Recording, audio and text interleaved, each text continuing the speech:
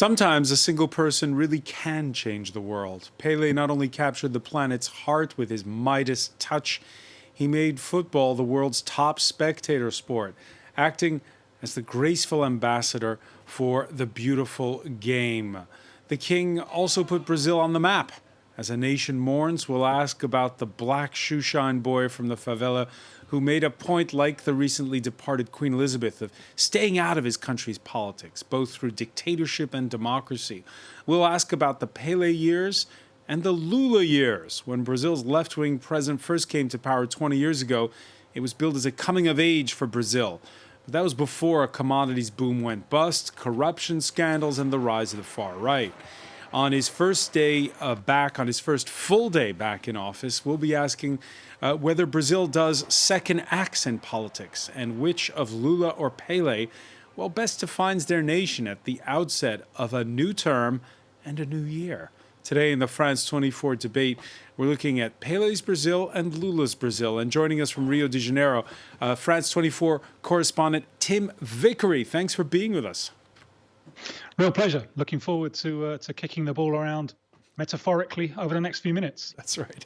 From Sao Paulo, Gabriella Pellegrino, Suarez, professor of Latin American history at the University of Sao Paulo. Thank you for joining us. The invitation. From Lisbon, Ligia Maura Costa, professor at the FGV Business School. Nice to see you again. Nice to see you. And here in the studio, we're with filmmaker Felipe Galvão. How are things?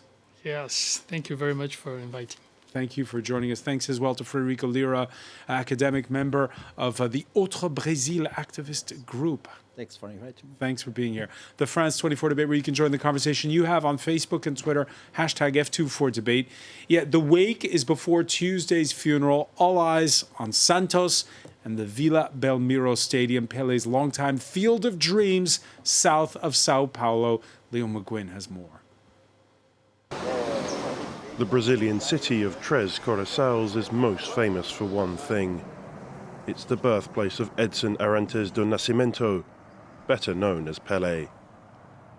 Everywhere you go in the town, there are reminders of the late footballing icon. There is even a recreation of the room he grew up in as a child.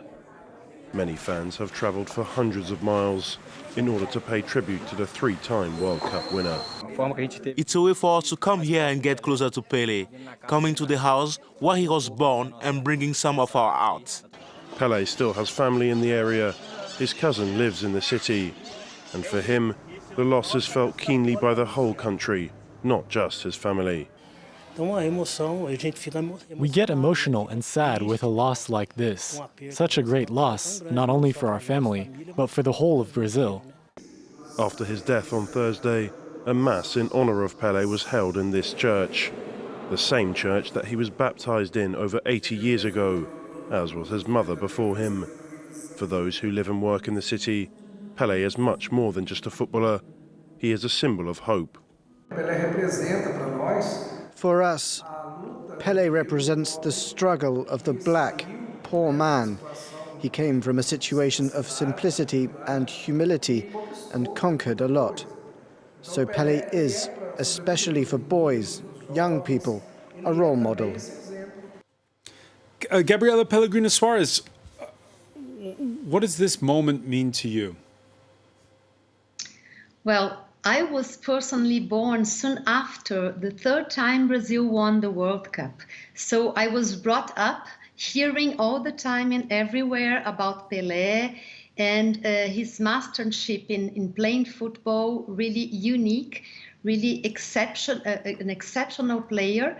And on the same time, as a historian, I see that his biography fits in a moment of the Brazilian history where national identity was being cultivated by governments since Getúlio Vargas in the 1930s, and then again when he went back to presidency in the 1950s, and then Juscelino Kubitschek, then João Goulart. The military coup took place in 1964, and again, national identity was a big issue. And Pelé, of course, became a natural and a powerful symbol of this national identity that in the political environment, everyone is giving a lot of attention. So I believe Pelé, with his talent, he took a place that was possible also because of all this political environment, and also because of the broadcasting technologies that were developing throughout these years, and that gave his image present and accessible to so many people throughout the world. So all that has to do with the importance that Pelé, in a fair way, I would say, of course, achieved throughout his life. Yeah, he and Tim Vickery, when Pele first burst onto the scene at the 1958 World Cup, where France finished third. In this country, football was the number 3 sport behind cycling and boxing. That all changed, can we say, with one man? More than anyone else, yeah. Think of this as a 9-year-old child watching his father crying, listening to the radio as Brazil lose the final of the 1950 World Cup to Uruguay when Brazil are playing in white. Think of the world 20 years later on. Brazil, by now the yellow shirt, is an icon. Brazil win the World Cup for the 3rd time. Pele wins the World Cup for the 3rd time. In front now, it's not the radio, it's a global TV audience. And those images glistening in the Mexican midday sun have an ethereal, otherworldly quality. Many people at the time compared this to the moon landings a few months earlier. And it seemed like a summit of human achievement, the moon landings and the way that Brazil won the 1970 World Cup. So the World Cup, more than anything else, I think it's the house that Pelé built, and it's the house that Brazil kept on winning. They won it 3 times. They won it in style. They won it in style with a smile on their face. So Pelé's legacy in sporting terms is huge. In wider social terms, remember, he is born 52 years, just 52 years after Brazil abolishes slavery. And here he leaves the field as the undisputed king of the global game. Undisputed king of the global game. Felipe Galvão, you're born after he played. Yeah, I was born in 81. What does he mean to you? A larger-than-life narrative. It's an aspiring story of a poor Brazilian that had the opportunity to affirm his personality, and I think that became an example for all the popular background people in Brazil. Pelé is not about soccer, is not about image, is about identity of Brazilian people. I think that is one of our major personalities that inspire people until today. And even even if I didn't see him play, I saw everybody talked about Pelé. For me, he was the major player in the world. He was shoeshine boy, and he became the king of football, the king of soccer. So it's a larger-than-life story for me, and it's very difficult as a filmmaker to film this, to film a larger-than-life story, something so great, something so amazing that how can I tell this story better than it happened? Yeah, he famously quipped at the Oscars ceremony that during his career he scored 2 bicycle kicks, but in the movie Vickery, John Huston made him score 3 of them. So it's true that it's difficult to convey in mere pictures. And Federico Lira, of course, much of his career corresponds to a period where there weren't that many pictures, as has been said by the other panelists. I think this is the main point that we have to insist on it, because Pelé was a player from another let's say, geological era. We talk about Anthropocene. He's something from before Anthropocene. But this is a very serious point. Why? Because it is true that everybody knows his image, but we know his photograph. But we don't have all his goals, all his actions. We don't have the movies of it. So many of his most important goals, maybe some of his most beautiful goals, we only have the description. So we have to imagine it. And this is very important. I heard... In some instances, there are radio tapes, but not film. Exactly. So we have to imagine the action. So we have to... Something that we lost a lot. We lost a lot of this weight of imagination. And Pelé is something that make people imagine. So when make people imagine, they make people dream, because we have to project what is going on. And then I heard about I have a lot of talk with my grandfather. He's 99 years old now, and he saw Pelé 2 times. But we come from Northeast, so Pelé didn't come so many to Recife, but he followed Pelé careers, reading newspaper, and hearing the match on the radio, and sometimes in the cinema, etc. So he was sure since the beginning that it was the greatest player. But how he was sure of it? By something like the storytelling that these radio people, that people in the streets, that people were telling stories of the match, by the match. So it's something that goes beyond. Or when we saw the goals of the player to the announced day, we have like thousands or tens of camera, all the angles, we can see many details, and it wasn't possible. And even without all this concrete material of this quantity of image, we are sure that it was the greatest player from all the time, because it came from a deep imaginary dimension, and I think this is very important to see. Ligia Maura Costa, something that's come up time and again since we learned the passing of Pelé's news is how much he was conscious of his humble upbringing, and he was criticized for being a little bit, how do we put it, it seemed a little bit like basic, the way sometimes he talked about literacy and was going on about education, talking about love. But actually, in hindsight, things he did with charities like UNICEF, promoting education, was something that had a deep meaning. Oh, that's for sure. That's for sure. And but I think that Pelé was, I have to say that Pelé was much more than Brazil only. I remember 15 years ago when was my first trip to China. I got there. People would say, where are you from? Bashi, so Brazil and China in Mandarin. And the first thing that people would look at me, they would say, Pelé. I was so astonished, because I realized that he was much more than just, a great genius football player. He went a little bit further than that, despite the fact that, he did not receive all the education that,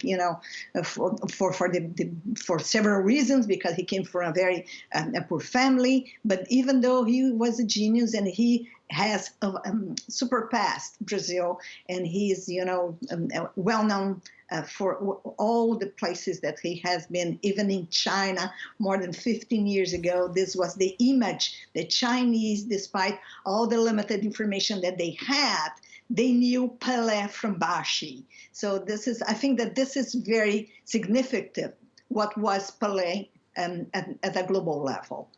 He was more just, a leader, a football player leader, a football player that actually has led a very good and a very special generation of football players in Brazil.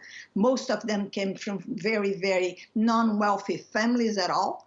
And then this became a kind of, not a tradition, but a way for many poor people in Brazil to say, wow, I can succeed if I can play football very well. And this is also the kind of hope for Brazilians that, to see and to be proud of people that, can succeed even coming from very low income population sectors of the country.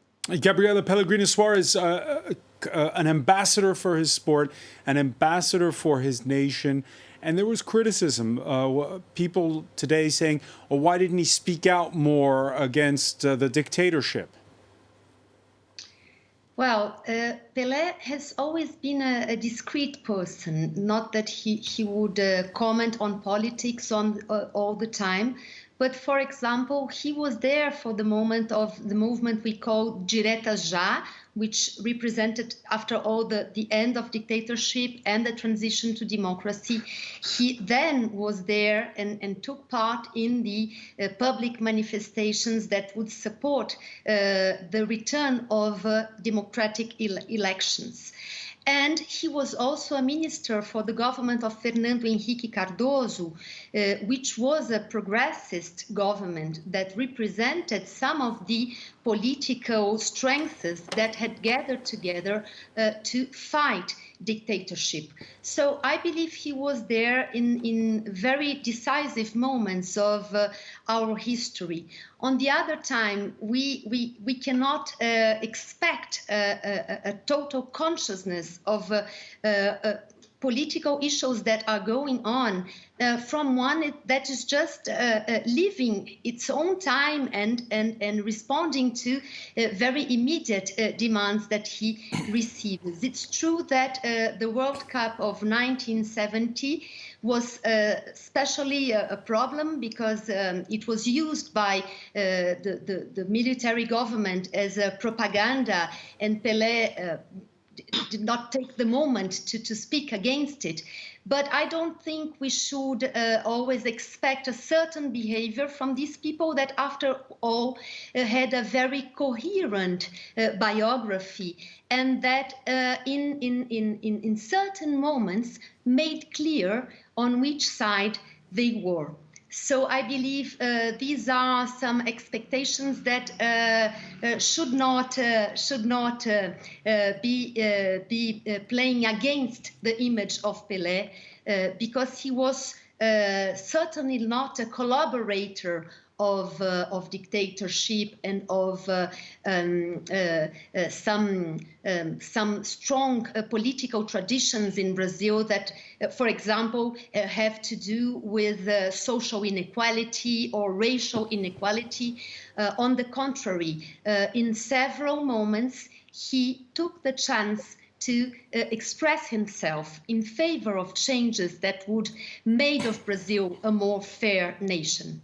Tim Vickery, yeah, it's true. He wasn't like, for instance, the later captain of Brazil, Socrates, who took a very outspoken stance politically against the dictatorship. But I've seen parallels drawn with the Queen of England in that her genius was to incarnate who she was. And to some degree, it's appropriate that his nickname was the King. Well, yeah, the big difference there is the main genius of the Queen of England was to make a wise choice of her parents. Pelé had to do it all himself. I think an interesting comparison is between him and Muhammad Ali. They're more or less contemporaries, and Ali gave up the peak years of his career to make a political point. There's nothing like that in the life of Pelé. Is that a criticism of Pelé? No. The context needs to be explained. Number one, Ali had the Vietnam War to mobilize against. Pelé didn't have that. But also the racial history of the two countries is very different. Brazil imported millions more enslaved Africans than the United States. And that meant that in the States, the power structure there could keep a clear, well-defined line between who was white and who was black. Didn't happen that way in Brazil. Where even Portugal, a small country, colonized Brazil, it needed people. Even Catholic priests were encouraged to go forth and spread their seed. And that meant that for Ali, there was a movement behind him. When it's clear who is white and who is black, there is a black movement that could educate Ali, back up Ali. Pelé didn't have anything similar to that. He had to find his own way. And remember, I don't think Pelé ever threw off the trauma of childhood poverty. His mother was dead set against him becoming a footballer because it's such a risky career. It could be all over in one afternoon, as happened to his father. So he always had to overcome maternal resistance to being a footballer, and the fear is always in him. It's one of the things that made him such a great player. The fear, the need to drive himself harder all of the time. And that doesn't switch off once he stops playing. That fear, that infant trauma, it doesn't switch off. It means that he became a great public relations figure. He was a fabulous public relations figure. He always gave value for money. Sometimes maybe we expect too much from our sporting idols, but Pele didn't have anything like the same context around him that enabled Ali to be so political. And we get to the present now where you have this moment of deep polarization.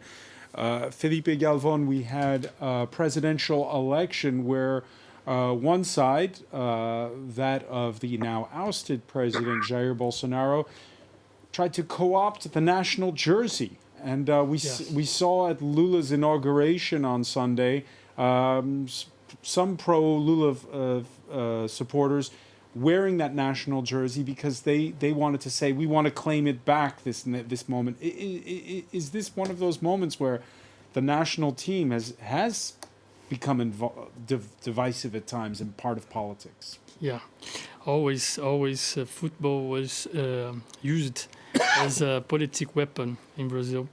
But I think that personally, this reappropriation of the national signs, I think it has its limits because Bolsonaro raped them.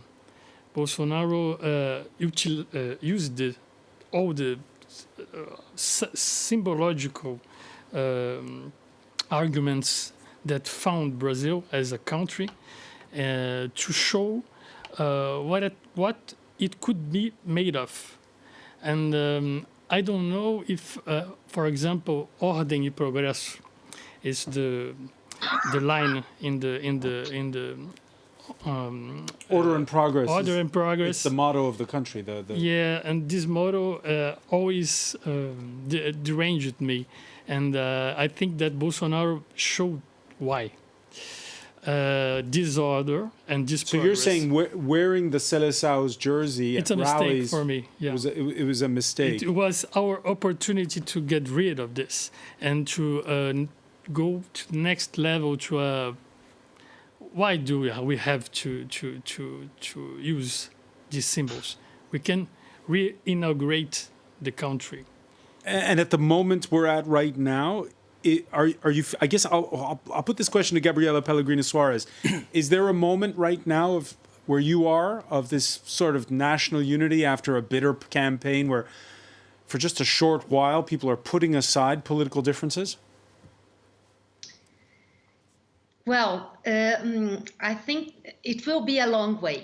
I think it will be a long way because indeed polarization was huge in the But even right now within this sort of 24 to 48 hour period, but with the long lines we're seeing at the wake at Santos's football ground, there isn't this moment. It's not a moment of coming together for all Brazilians.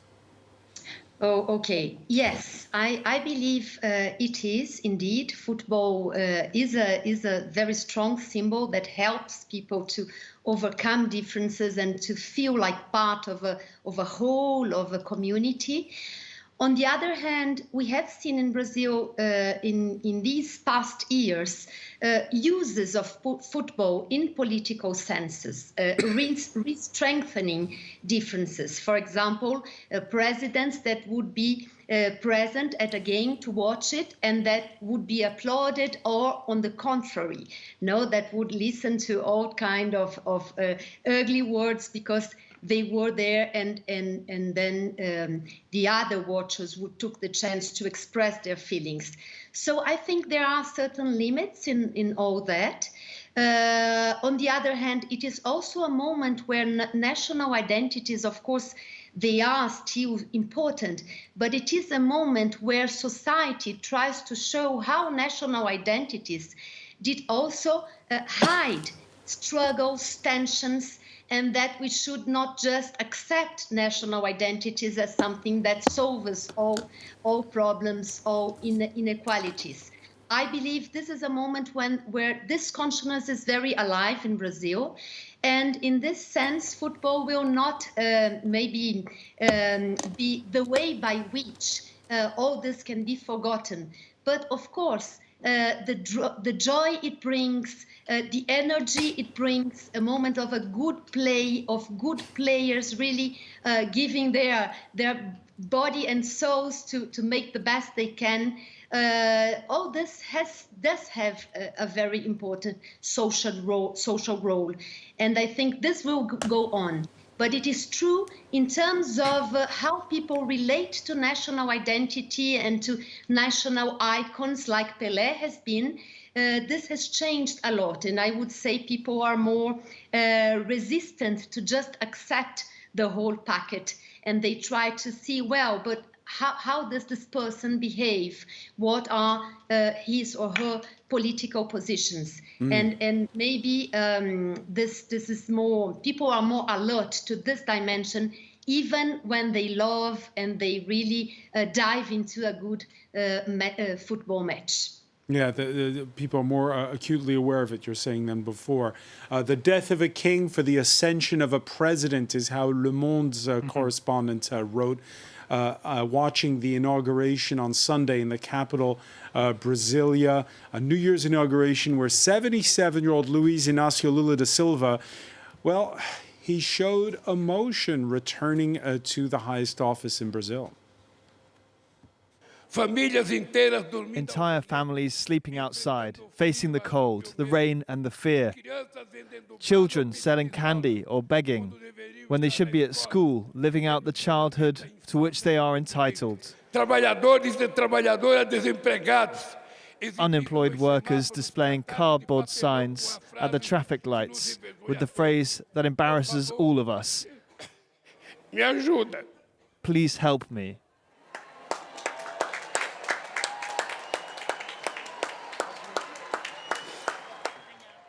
Federico Liro, what were those tears about? I mean, for sure, the man has suffered a lot. We have to say this, because he was put in jail without really, which has been proved after, it was like a fake affair of corruption. I mean, the Lava Jato was like a farce, a big farce. We have to say, repeat it. It was a big farce that a lot of people support from the system, from the political system, the medias, etc. So he was more than 500 days in jail. And during this time in jail, he lost his brother. And he couldn't go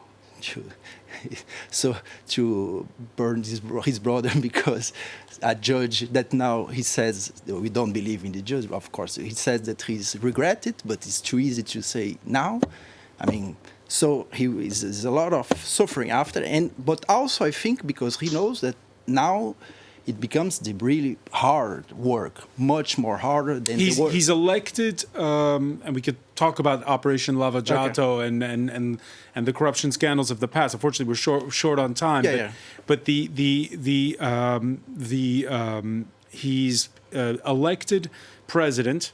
Yeah. But he doesn't have a majority in Congress. So Brazilians are not looking at him with rose-tinted glasses. Yeah, I think yesterday also in Datafolha, from Folha de São Paulo, there was an important poll that came out. Only 51% of Brazilians population, so the same percentage that vote for Lula, thinks that his government will be better than Bolsonaro. So only 51%. A little bit more than 30% think that it will be worse, and the rest of it think it will be the same. So he's coming. We have like optimism, like every new president in any country of the world.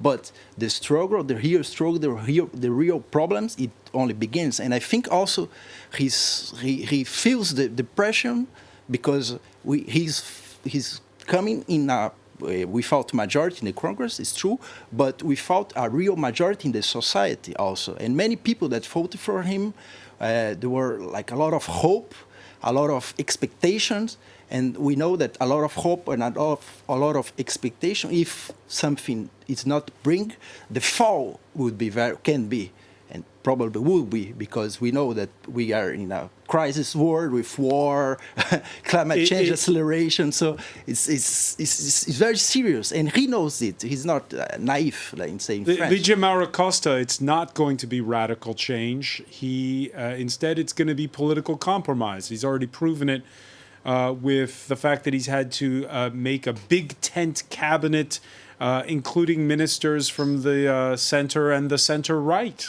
in his government. Is this going to be a different Lula? I hope so. Otherwise, he's not going to complete his mandate, or he's going to be impeached, or maybe, God's going to take him away, because he's old. I think that he's a very experimental politician. He's very smart. He understands that he did not win. Bolsonaro lost. This is the big difference. Bolsonaro did not get this message 4 years ago, because it was not Bolsonaro that has won the elections. Just the Labour Party has lost the election. So people were not voting for Lula, they were voting against Bolsonaro. And I think that Lula is smart enough to understand that and to see that he has to negotiate with the Congress, and he has to improve the economy. Brazil is very different from the Brazil that Lula took position in 2002 from an economic perspective. And if he insists on an old economic program that went to the recession during, his second term and the beginning of Dilma's term, probably he will not last forever, because there is no we're not unified in Brazil. I would love that we will be, but we're not. And if the economy does not go back again on track, the possibilities of his facing really huge challenges are going to be really... So let me ask you, Ligia, the question that viewers from around the world want to know, which is, can he... we've heard the positive noises from his incoming finance minister to the markets. There isn't going to be, big nationalizations or this sort of thing. Can he make good on that promise that he's made to reverse the deforestation in the Amazon? We have two different subjects, because deforestation is very simple. He just had to put back the people that have been taken away from the position that were there to control the Amazon forest. As simple as that. You're not talking about lobbying. Lobbying is even illegal in Brazil. You are just talking to let people do their job. This has not happened during the beginning of Bolsonaro's term. So you just have to put the army, to put the people that actually control the forest, and to fight illegal deforestation, to fight illegal mining. So it's not a big challenge. And this is a good path to show to the world that, we do care about the Amazon forest. It was, 4 years quite complicated, 4 years for the Amazon forest, because actually we did not fight those illegal, those illicit people that were devastating the forest. And this, he can do it without the Congress, without majority in the Congress. It's very, very simple. You just have to put the right person that used to work on those positions to protect indigenous people, to protect the Amazon forest, to protect the territory, go back to their works. Because Bolsonaro has fight and those people, has fired those people, and so it was a kind of abandoned. So this is one thing that has nothing to do with the economic part. Felipe Galvan, you agree? Not completely, but because I think that Bolsonaro exposed the model, the Brazilian model, the agro-exportation model, that Lula during the prosperous years didn't change. And now, with not having the majority, we have to remember that Bolsonaro had the majority. He didn't have the election. He was not elected president, but he had the majority if he was elected. And he has to negotiate with this agribusiness lobby. Yeah, because he has, for instance, he's got a famed environmental activist, Marina Silva, as his new environment minister. But he also has, for how much as his time? agriculture minister, somebody who's a big soybean farmer. Yeah, so Lula, he does always that. He puts the contradictions in the government, the Brazilian contradictions in the government. A team of rivals. Yes, and everything that he can do, I think, now will be less than he did before, because it's another world, it's another global context. So that's not good news. No, but for now, I think that I have to say, I just came from Brazil. I was filming there.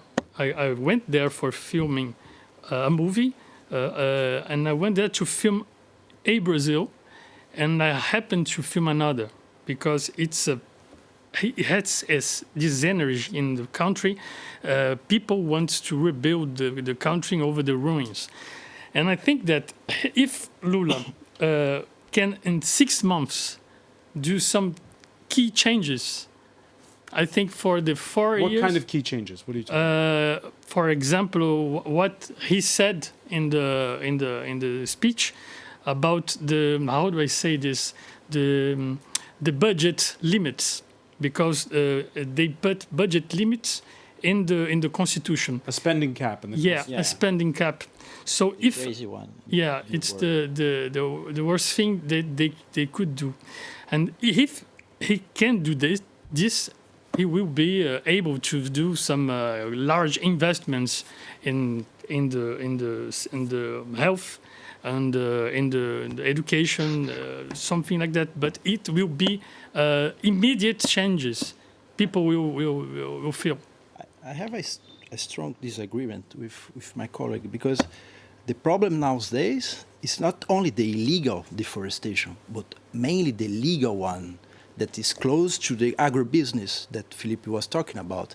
Because the agribusiness that were reorganized during the first Lula mandate and also Dilma, and now it became the center of the PIB of Brazil. I mean, is the GDP. Of GDP, sorry, yeah, the GDP is not only a disaster for Amazonia, but also a social disaster, a disaster for the Pantanal, for the Cerrado, and now it becomes to be also a disaster of Sertão in the northeast. So it is a disaster of all climate ecosystems in Brazil. So, and it's half legal and half illegal, let's say simple, to make simple, but also the legal part is a big problem. So we not only have to stop the legal deforestation, but also the legal one. We have to think about a complete new productive model. Otherwise, we just gain some time. So instead of maybe lose the Amazon in 10 years, we will lose in 15. But can he do that with his coalition partners? I think you have to invent a new way to do. Maybe like international partnership. We have to what Lula. But he's got to work with he can do. I think he can. We should. He's got to work with Congress. He's got to work with. Yeah, but I think he can at least imagine something new to the world, because we are not in a simple. Very briefly on this point, Ligia Mauro Costa, before we move on, your thoughts on that? The sort of the gray areas when it comes to what's been a big driving force for Brazil's economy. First of all, I just would like to make a small comment. Brazil has one of the best environmental laws at the global level. So legal deforestation, it is really according to the law, according to high level of European legislations that we have. So the big issue is actually the legal one. From an economic perspective, we have to go back to privatization. We have to attract foreign investors. If we forget about the fiscal or the tax responsibility cap, we are going to be in a huge problem in the near future. So we have, to go back to the basics. And that's it. This is, to attract investors and to give security for investors, because investors, they want to see where are they going to put their money and if they are going to have some return, because, there are no free lunches. I'm so sorry. And Brazil is not the Brazil from 2002. It's not the Brazil from the commodities. It's the Brazil that today is very poor, where you have a lot of people living on the streets in the city of São Paulo, a lot, really a lot. Things that we have never seen before. So really, we have to do changes, and we have to attract foreign investors at any front with a lot of tax responsibility. Right, without breaking the bank, and so there are the difficulties of whether or not Lula can agree with his coalition partners in government and with Congress on how to move forward. And then, of course, there's the loser of that presidential election. He was spotted at a fast food establishment in Orlando, Florida. Like Donald Trump when he was voted out, Jair Bolsonaro skipping the inauguration on New Year's Day, but not before a farewell message that he taped. So many times I wondered what I did wrong, what I should have done better. I'm convinced that I did my best. Brazil won't end on January 1st. Our Brazil won't end on January 1st. Tim Vickery, listening to Bolsonaro speaking there, is there, how much support does he still have? I know there's still a few dozen demonstrators in the Capitol, but could his, I mean, he didn't lose that presidential election by much. Could his ilk come back quickly? Well, remember, he's the first sitting president not to be re-elected, despite use of the political machine to re-elect himself on a scale that we've never, ever seen before. The man, I think, has lost a considerable amount of support since losing the election because he's hardly done anything. Remember, this is the man who, during the pandemic, told Brazil, stop crying, stop whining, get on with things. All he's done since October the 30th, and I don't speak metaphorically, I speak literally, is to cry. He's hardly ever appeared. When he does appear, he's always in floods of tears. His political movements, I think, himself, stands as a movement dedicated to the cause of self-pity. And scuttling off to Miami, I don't think has done anything to bolster his hardline supporters, many of whom now see him as a coward. His own vice president stuck the stiletto into him in a pronouncement that he made towards the end of last week. And Bolsonaro, the reason I think that he scuttled away, using public resources to fly to Miami rather than performing the transition to the new president, and the transition of power is always the big test of democracy. The reason is that he's worried about legal consequences and he's worried about prison. So I think the future for Bolsonaro himself is bleak. The future for the far right, well, we'll have to see. What Bolsonaro doesn't have, this is the big difference from Donald Trump, obviously, is a big political party behind him who will back up the big lie arguments. Brazilian politics is much more fluid than that. We even saw on the night of the election that many of Bolsonaro's former allies were moving towards Lula, recognizing that the guard had changed. So that there is a fluidity and a flexibility to Brazilian politics, which makes it different from the United States. The far right haven't gone away. Agribusiness, it's interesting that we're talking about agribusiness because that's now a huge player. And it clearly can't save Brazil. It just doesn't produce enough jobs. And the big task ahead of Lula now is including the urban masses in some kind of national project. There's an avenue, a big avenue coming out of Rio, the Avenida Brasil, used to be full of factories. It's now like Blade Runner. It's a nightmare zone. One economist describes it as the spine of a rotting corpse. And this, I think, is the big challenge of Lula. Can he find some way, in a context of deindustrialization, can he find some way to include the urban masses, to include the potential Peles? There's a North American sociologist, Janet Lever, who many decades ago called football, that's where we started, a living register of society's potential. Now, Pele could realize that potential on the football field, but there are no barriers to entry there. For other Brazilians from a similar backgrounds, but not so gifted at football, where can they find a place in a modern economy? This, for me, is the big challenge that Brazil faces. And one final question. We're running short on time, unfortunately. Gabriella, Pellegrino, Suarez, you'll have the final word on this. We've been talking about how to compromise under this new incarnation of Lula coming to the presidency. You heard Tim Vickery talking about all the challenges and the presented to a president elected on the promise of reducing that inequality. Where does he begin to unite the country? Well, the challenges are indeed enormous. But I would say, for example, education. Lula has done a lot for superior education. Universities, public universities, have developed under his previous tenure. But basics education in Brazil is still a huge problem. And children leave schools knowing very little. So we need to put attention on this, because this will also be a way of opening new ways of Brazil getting into new frontiers of technological production and other economic domains where knowledge is really strategic. And in this sense, I would like to add about this debate on Amazonia, that indeed international partners are important, but we have local populations in Amazonia that have already pointed some ways to development, a development that can conciliate with conservation of nature. For example, the well-known figure of Chico Mendes and the seringueiros, because I believe this idea of a biodiversity in Amazonia is a source of wealth. A source of wealth, and there is a middle ground there to find it.